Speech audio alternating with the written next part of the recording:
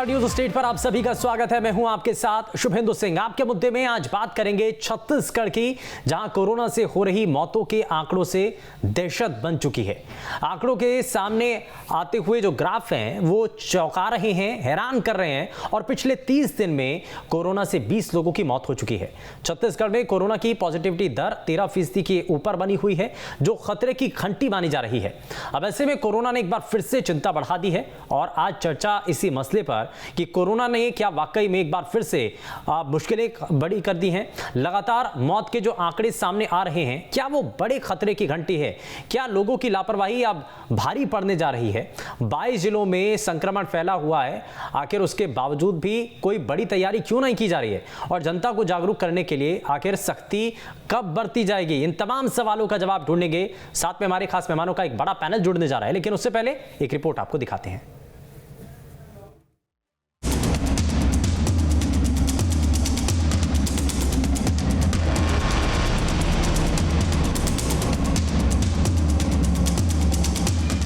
छत्तीसगढ़ में corona virus का कहर बढ़ता ही जा रहा है। कोरोना से होने वाली मौत की खबरों से दहशत का माहौल है। रोजाना मौत की खबरों ने स्वास्थ्य विभाग की चिंता बढ़ा दी है। आंकड़ों को देखें तो 30 दिन में 20 लोगों की कोरोना से मौत। 21 अप्रैल को 3 मरीजों की मौत हुई।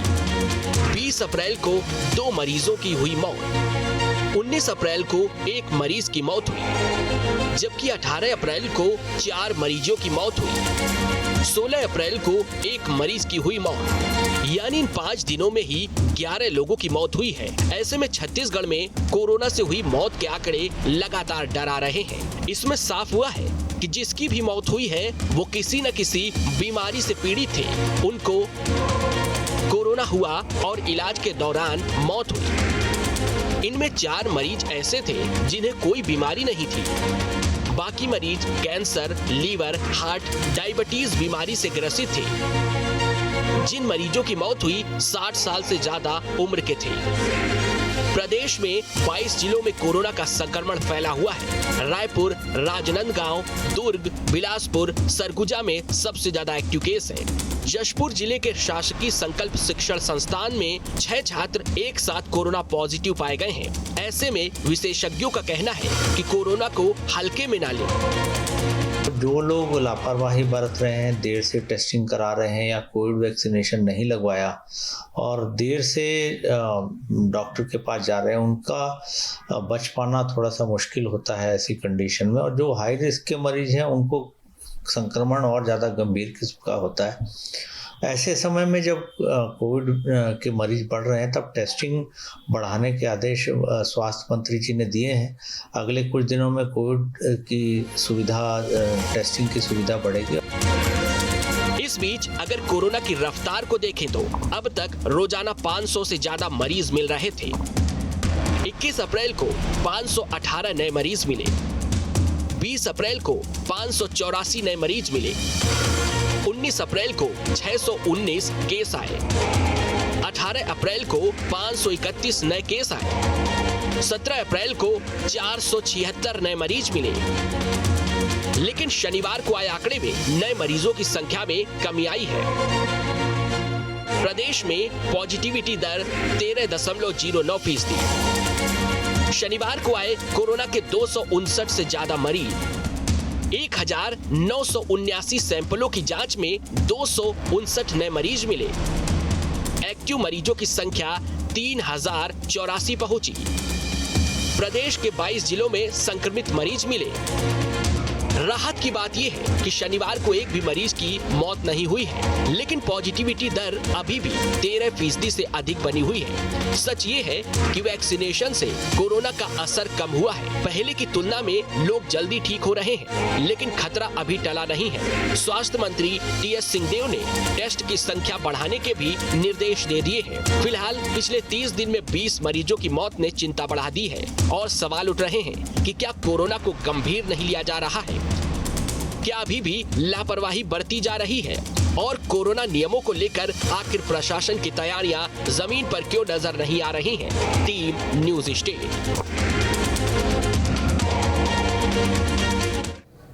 और न्यूज़ स्टेट की लगातार ये कोशिश भी है कि ज़्यादा से ज़्यादा लोगों को हम जागरूक कर सकें और जो बेसिक जानकारी है वो कम से कम सभी लोगों के पास पहुंच पाए। जितने भी दर्शक इस वक्त ये कार्यक्रम देख रहे हैं उनके लिए बेहद महत्वपूर्ण भी है और इसलिए और तमाम चीज़ों को समझने के लिए एक्सपर्ट की पूरी टीम हमारे साथ कार्यक्रम में जुड़ रही है। जरा सबसे पहले आपको मिलवा देते हैं उनसे। हमारे साथ एम्स के पूर्व director doctor MC Mishra ji कार्यक्रम में जुड़ चुके हैं। सर, बहुत स्वागत है आपका कार्यक्रम में। और हमारे साथ CMHO deputy retired doctor KK Jaiswal ji हमारे साथ कार्यक्रम में जुड़ चुके हैं, डिप्टी CMHO हैं।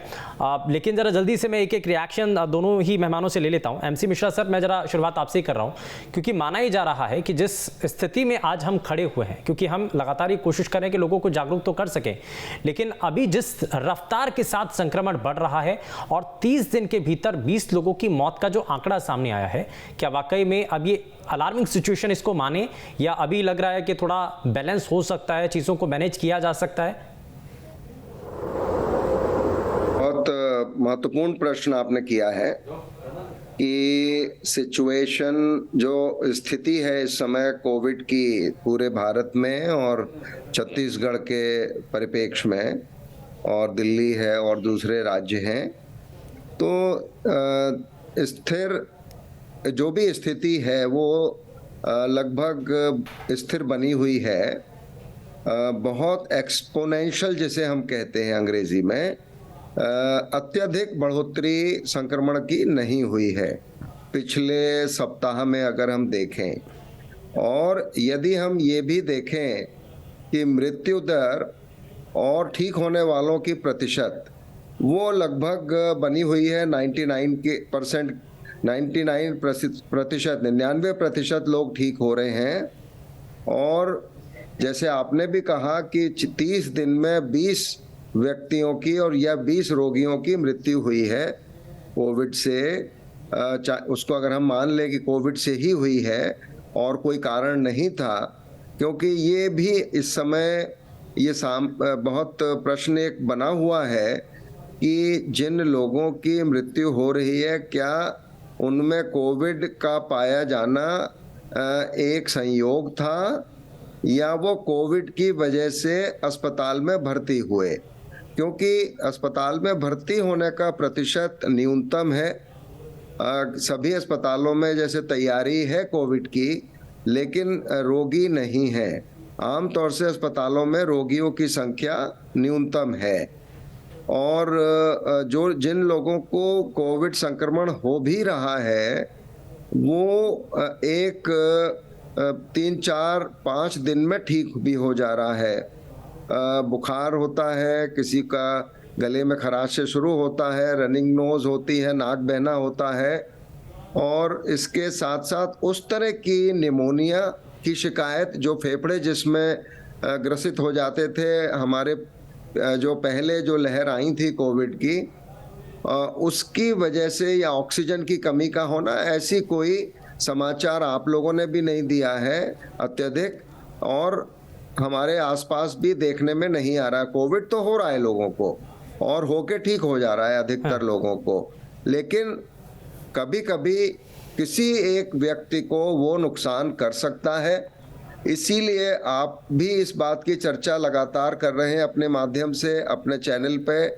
हम लोग भी जब हम लोगों को इस बात का अवसर मिलता है तो हम लोग भी यही सबसे परामर्श करते हैं, सबको समझाते हैं कि अगर आप बचाव के उपाय कर लेंगे और कोविड को होने नहीं देंगे तो वो जो एक न्यूनतम संभावना भी गंभीर अवस्था में पहुंचने की है उससे बच सकते हैं, नगण्य हो जाएगी।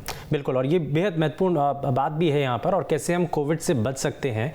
कोरोना संक्रमण जब तेजी के साथ बढ़ रहा है तो कौन कौन से वो पहलू हैं जो कि हमें बताते हैं, ये दिखाते भी हैं कि हमें किन बातों का और ध्यान रखना है। डॉक्टर KK जायसवाल जी हमारे साथ कार्यक्रम में लगातार बने हुए हैं। सर, जरा जल्दी से एक रिएक्शन आपसे भी लेना चाह रहा हूँ। हम ये देख रहे हैं कि संक्रमण का जो ग्राफ है वो थोड़ा सा जो अब बढ़ता हुआ नजर आ रहा था वो थोड़ा सा स्थिर हुआ है। इसलिए बहुत सारे एक्सपर्ट्स का ये मानना भी है कि ज़्यादा भी उतना पैनिक सिचुएशन नहीं है या उतना ज़्यादा खतरनाक स्थिति अभी नहीं बनी है। लेकिन खतरा सर इस बात को लेकर के नज़र आ रहा है कि जो मोर्टेलिटी है वो पहले के मुकाबले बढ़ी है, खास करके छत्तीसगढ़ के अंदर। तो क्या ये सीरियस कंडीशन है?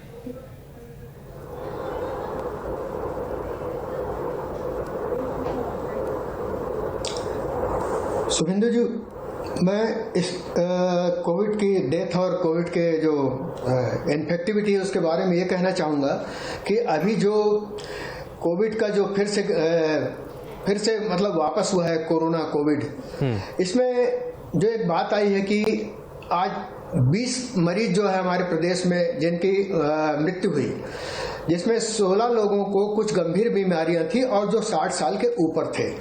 लेकिन जो 4 व्यक्ति ऐसे थे जिन्हें कोई बीमारी नहीं, कोई ऐसी गंभीर बीमारियां नहीं थी और वो ग्रसित हुए, तो इनकी जो डेथ हुई वो किस कारण से और कैसे सीरियस हुए और कैसी डेथ हुई, एक जांच का मुद्दा है, एक शोध का मुद्दा है। ठीक है। दूसरी चीज ये है कि छात्रावास में एक साथ बल्क में विद्यार्थियों का पॉजिटिव होना और इन्फेक्टेड होना, ये भी एक सोच का मुद्दा है, एक जांच का मुद्दा है।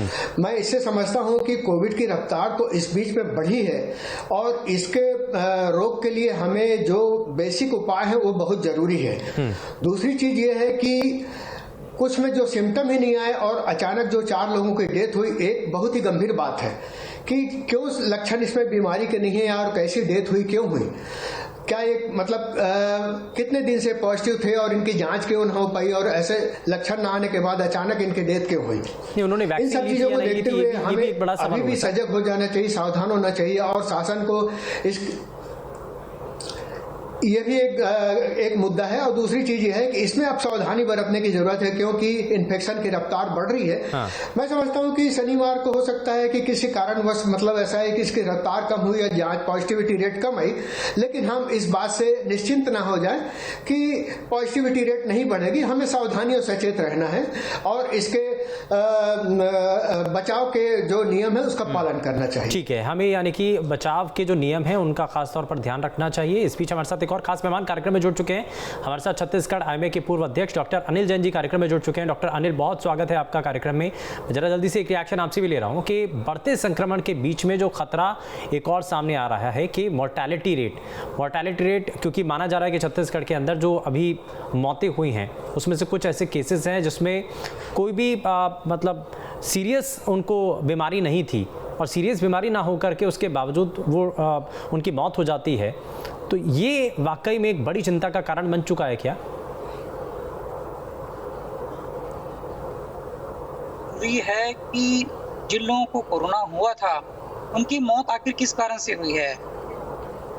भले उन्हें कोमॉर्बिडिटी नहीं थी, कोई सीरियस दूसरी बीमारी नहीं थी, लेकिन फिर भी ये जानना जरूरी है कि क्या कोरोना की वजह से ही वो हुआ है। मीन्स कोरोना में जैसे कि ऑक्सीजन का डिसैचुरेशन होता है, ऑक्सीजन कम हो जाता है, उनको वेंटिलेटर पे रखना पड़ता है पेशेंट्स को इतने दिनों तक। तो ये जांच का विषय है कि क्या हुआ उन मरीजों के साथ एग्जैक्टली कि क्या उनका लेट प्रेजेंटेशन था, क्या काफ़ी देर से वो आए या कोरोना होते ही उनकी मौत हो गई। ये सब जांच करना जरूरी है ताकि हमें पता चल सके कि भविष्य में आगे हमें क्या सावधानियां रखनी है। और जिस प्रकार से कोरोना के मरीज बढ़ रहे हैं, जो आम सावधानियां हैं, जो कोरोना के प्रोटोकॉल्स हैं, उसका पालन करना तो बिल्कुल जरूरी है अभी, और इस बात की जरूरत ज्यादा होती जा रही है। जैसे कि मास्क लगाना हो और भीड़ भाड़ वाले इलाकों में बहुत ज्यादा जरूरी ना हो तब तक नहीं जाना है। हाँ। ये कुछ ऐसी चीजें हैं कि आदमी को अपने रूटीन लाइफ में ही इस्तेमाल करना चाहिए, चाहे उसका प्रोटोकॉल गवर्नमेंट की तरफ से कोई गाइडलाइन आए चाहे ना आए। उसमें सर एक और चीज भी है, उसमें अभी तक हम इस बात को लेकर के ज्यादा सावधानी बरत रहे थे कि जिन लोगों को ज्यादा गंभीर बीमारियां हैं ये खतरा ज्यादा उनके ऊपर बना हुआ है, लेकिन जिन लोगों को कोई सीरियस बीमारी नहीं थी, बहुत खतरनाक बीमारी नहीं थी, उसके बावजूद भी उनकी मौत हो जाना, इसके पहलू होने चाहिए। और हालांकि आप भी कह रहे हैं कि उसकी पहले जांच होनी चाहिए कि असल में उनकी डेथ कैसे हुई है, तो ये उसी के बाद क्लियर हो पाएगा ना? जी हाँ, बिल्कुल। एग्जैक्टली उनका प्रेजेंटेशन कैसा था, वो डॉक्टर के पास कब पहुंचे, कितने दिनों से उनको तकलीफ थी, ऑक्सीजन का सैचुरेशन क्या उन्होंने अपने घर पे जांच किया था या हॉस्पिटल जब वो पहुंचे उनका ऑक्सीजन सैचुरेशन कितना था। क्योंकि कोविड में जो सबसे जरूरी चीज रहती है ऑक्सीजन का सैचुरेशन का गिरना, वो एक सबसे महत्वपूर्ण चीज रहती है जिसकी वजह से मरीजों की मौत होती है। तो इस बात की जांच होना जरूरी है ताकि भविष्य में आगे अपने को जो सावधानी के कदम उठाने हैं वो तय किए जा सके। ठीक है, एमसी मिश्रा सर, एक चीज़ और थोड़ा सा इस पर नज़र बनाते हैं कि हम बच्चों को नज़रअंदाज नहीं कर सकते हैं। बच्चों को लेकर के कोई रिपोर्ट हाल ही की क्या बता रही है, क्योंकि हम शुरुआत में भी मानकर चल रहे थे कि जो अलग अलग गंभीर बीमारियों से ग्रसित लोग हैं उनके ऊपर खतरा ज़्यादा है, तो बच्चों को लेकर के अभी कुछ खास हिदायत बरतने की ज़रूरत है क्या? बच्चों के लिए देखिए, हमने ये देखा है पिछले 3 वर्षों में कि अगर 100 कोविड के रोगी थे तो उसमें से 10%, 8 से 10% बच्चों को हो रहा था। लेकिन बच्चों का प्रतिशत जो अस्पताल में भर्ती होने का बहुत न्यूनतम था। कभी कभी एक बच्चा गंभीर रूप से बीमार हुआ, जो हम जिसको सिस्टमिक इन्फ्लेमेटरी सिंड्रोम कहते हैं, वो समस्या हुई। अन्यथा अधिकतर बच्चों को या तो लक्षण रहित था या न्यूनतम लक्षण थे, और बच्चों को कोविड से उतना नुकसान, या मैं कहूँगा बहुत न्यूनतम नुकसान हुआ है पिछले 3 वर्षों में, और अभी भी वही स्थिति बनी हुई है। इस समय जो ओमिक्रॉन वेरिएंट है वो संक्रामक तो है, लेकिन गंभीर रोग नहीं कर रहा है अधिकतर। और जैसे अभी आप ने चर्चा की, डॉक्टर साहब ने कहा कि जो यंग युवा की मृत्यु हुई उसमें कोविड था, तो क्या उनको निमोनिया हुआ, क्या उनको वेंटिलेटर लगा, फिर उनका देहावसान हुआ, क्या उनका सैचुरेशन ड्रॉप हुआ? तो ये एक जांच का विषय अवश्य है कि जो इस समय मृत्यु हो रही है कोविड में, जिनको हम कह रहे संबंध लगा रहे हैं जिसका कोविड से, उनमें ये देखना आवश्यक होगा कि क्या उनको कोई और समस्या थी। कोविड एक हम कहते हैं कोइंसिडेंटल, जिसको कहते हैं कि ये साथ में कोविड भी था, तो आवश्यक नहीं है कि वो मृत्यु कोविड से हुई हो। हालांकि कोविड पॉजिटिव है तो वो नोटिफाई हो जाता है, और इसलिए उसमें कोविड की वजह से ही उसको आंकड़े में शामिल कर लिया जाता है। डेथ भी उसी आंकड़े के दौरान मान ली जाती है। लेकिन चिंता इस बात की भी है ना सर कि बहुत सारे ऐसे लोग हैं जिन्होंने वैक्सीन तक नहीं लगवाई है, तो और या फिर सिर्फ पहली डोज उन्होंने लगवाई है, तो ऐसे में उनके ऊपर ज़्यादा खतरा बनता हुआ नजर आता है। डॉक्टर के जायसवाल सर, आप इसमें हम ये भी देख रहे हैं कि क्या हमें और तैयारी करने की ज़रूरत है प्रशासनिक स्तर पर, या सरकार इसको लेकर के लॉन्ग टर्म विजन तैयार करे कि क्योंकि अब कहा यह भी जाता है कि हमें कोरोना के साथ जीना होगा, रहना होगा, ये हमारे साथ रहेगा, एग्जिस्ट करेगा, तो हमें आगे आने वाले समय के लिए भी, जब भी मौसम परिवर्तन होता है उसके बाद हम देखते हैं ग्राफ तेजी के साथ बढ़ता है, तो हमें हमेशा के लिए उसकी कैटेगरी बना करके तैयारी करने की जरूरत है।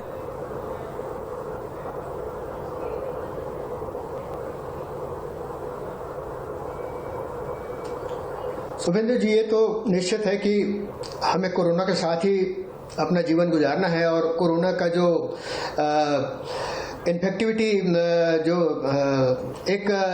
तीव्रता आती है एक मौसम के परिवर्तन के बाद, जो ह्यूमिडिटी और बारिश का मौसम, बार बार मौसम में जो उतार चढ़ाव अभी हो रहे हैं, इसके कारण अभी जो है इसकी जो संक्रमण की दर है वो बढ़ी है। इसके लिए शासन को ये नियम तो अनिवार्य रूप से बनाना चाहिए कि हमें कोविड गाइडलाइन का पालन करते हुए ही आगे बढ़ना चाहिए, और जो दैनिक दिनचर्या है उसमें कोरोना गाइडलाइन का पालन करें, वैक्सीनेशन को बढ़ावा दें। वैक्सीनेशन जो अभी तक जो 2 डोज लिए हैं, सिंगल डोज लिए हैं, बूस्टर नहीं लिए हैं, उनका एक आंकड़ा तैयार किया जाए, और अनिवार्य रूप से सबको 2 डोज और एक बूस्टर डोज जरूर लग जाए, जिससे कि अभी जो डेथ रेट कम हुई, जैसे मिश्रा सर अभी बोल रहे थे कि इसमें जो है कि गंभीरता जो है बहुत कम देखी गई है, और जो भी मरीज एडमिट हुए हैं वो स्वस्थ होकर बाहर आए हैं। तो मैं समझता हूँ कि वैक्सीनेशन अगर 100% इसकी कवरिंग हो जाए और कोविड गाइडलाइन का पालन करें, तो इसमें बहुत कुछ हम कोरोना से की जो तीव्रता है या उसकी गंभीरता है उससे हम बहुत कुछ दूर रह सकते हैं, बहुत कुछ इससे हमें राहत मिल सकती है। लेकिन हमें सख्ती के साथ क्या कुछ और कदम उठाने की जरूरत है? डॉक्टर अनिल जैन सर, अब ये समय आ चुका है क्या कि हमें मास्क को कंपलसरी कर देना चाहिए, वापस से हमें लोगों को हिदायत देनी चाहिए। और क्योंकि हम देखते भी हैं कि अगर हम प्यार से या वैसे बोल देते हैं कि आपको मास्क पहनना है, तो उसके बावजूद भी सार्वजनिक जगहों पर लोग मास्क पहने हुए नज़र नहीं आते हैं, नियमों की अवहेलना करते हैं। तो क्या अब वो सिचुएशन है कि अब हमें सख्ती के साथ इसको इम्प्लीमेंट करने की ज़रूरत है? जी हाँ, मास्क का जहाँ तक सवाल है, इसे कंपलसरी कर देना चाहिए। इस जब भी भीड़ भाड़ वाली जगहों में जहाँ भी लोग जाते हैं तो उनका एंट्री तभी हो जब वो मास्क लगाए हुए हों। ये मास्क एक ऐसी चीज़ है, बहुत ही सिंपल सी चीज़ है जिसको लोग आसानी से लगा सकते हैं, इस प्रोटोकॉल को फॉलो कर सकते हैं और ये काफ़ी हद तक लाभदायक रहता है कोरोना से बचाव के लिए। तो एटलीस्ट मास्क को तो कर देना चाहिए। अच्छा, टेस्टिंग और बढ़ा दी, वैक्सीनेशन की, जैसे कि आपने कहा कि वैक्सीनेशन, जिनको बूस्टर डोज नहीं लगा है उन्हें तो लगाना ही चाहिए। और इवन जिनको बूस्टर डोज लग गया है तो ये भी काफी समय हो चुका है एक्चुअली कि क्या अभी उस बूस्टर डोज अभी भी क्या वो इफेक्टिव है, उसमें अभी भी एंटीबॉडीज क्या उतनी मात्रा में है कि वो बचाव कर सके। इस बात की भी जांच होनी चाहिए और जरूरत हो तो फिर से डोज लगाने की तैयारी होनी चाहिए। ठीक है। और कई देशों के अंदर तो चौथी डोज को लेकर के भी प्रक्रिया चल चुकी है। खैर, बहुत शुक्रिया सभी खास मेहमानों का कार्यक्रम में शामिल होने के लिए। लेकिन छत्तीसगढ़ में जो स्थिति आज बनती हुई नजर आ रही है वो जाहिर तौर पर चिंताजनक है। जो आंकड़े मौत के सामने आ रहे हैं ये अलार्मिंग सिचुएशन है, लेकिन आपको एहतियात के रूप में मास्क का इस्तेमाल जरूर करने की जरूरत है ताकि आप और आपका पूरा परिवार कोरोना जैसी घातक बीमारी से बच पाए। पेशकश में फिलहाल के लिए बस इतना ही। नमस्कार।